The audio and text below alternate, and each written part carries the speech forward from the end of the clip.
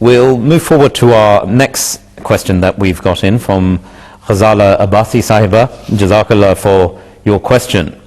And this relates to something, she's actually a young lady of 14.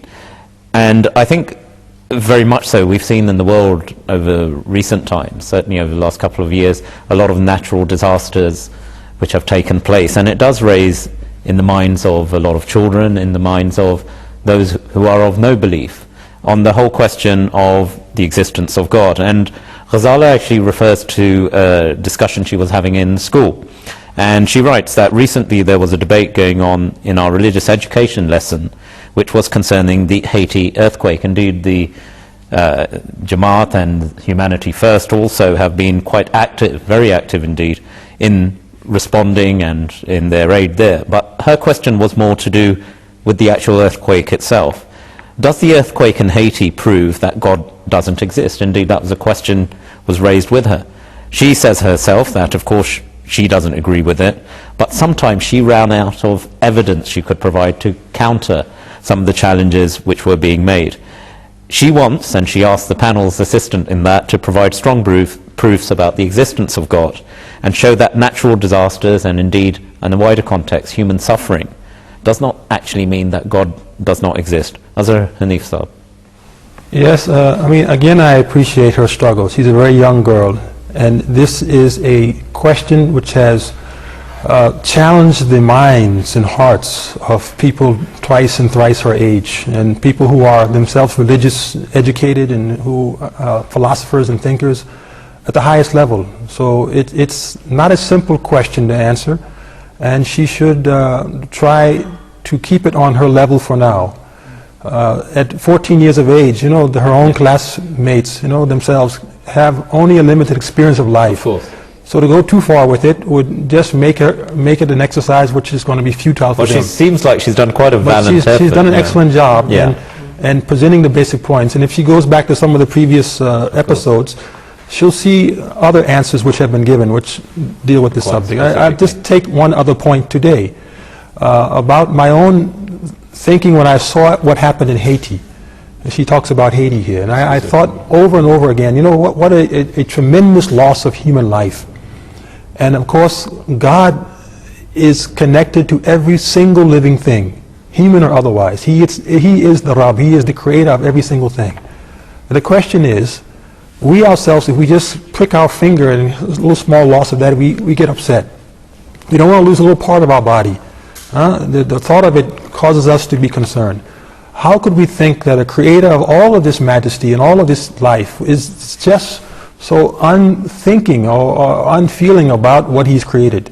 He is related. He does think of all of it. And it reminds me of one tradition. I don't know the exact wording, so I'll just give a sense of it. Where an old lady came to the Prophet Muhammad ﷺ, and she asked him the question that, you know, as a woman, if I see my child about to thrust its hand into the fire, I would rush to my child and pull its hand back so it wouldn't be burned. O Messenger of God, is not God at least this much merciful toward His creation, that if He sees us heading toward ruin, He would not save us from this? It's a question of God's relation to His human creation. And the messenger began weeping. And he turned to her and said, oh, you don't realize how merciful God is, more merciful than any being. More merciful than any being. And I think this is the issue that we as human beings have a hard time to understand. What does mercy really mean? Does mercy mean in this case to save every single living thing that's ever created in this world? If that's the purpose for God sending us here, to show us this kind of mercy, that now we should live happily ever after, as in the Hollywood film? Yeah. Whereas in fact in the Quran He warns us, this is not a world where you're going to live happily ever after. You enter this world, and I guarantee you, I will try you with loss of wealth, health, life, property, all these things. These will be your trials. And they're there for your benefit. They're not there because I have no mercy on you, or I want to punish you, or I forgot about you. Of course. This is the way you will progress. And the greatest thinkers have come to the same conclusion. Without these struggles of life, there would have been no human progress. Just on that context. So even the catastrophes that we see sometimes, and it causes all of us to feel the human sympathy, we forget the big picture. That in the end of this, what starts happening? Now Haiti, I was reading the accounts of newspapers of those people who went through this torturous, this so-called hellish experience of being in the earthquake. And I was often surprised that the person was buried under the earth in what would be a tomb, and yet after 7 days, 10 days, 11 days, they would came out, the first thing what they said, "Oh, thank God, you know, take me to the church. Let me go pray," you know.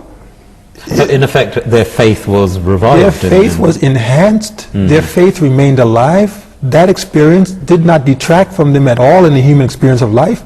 It somehow benefited them and others around them who saw these things. And the nations began to be patient and deal with these things, and the growth and benefit.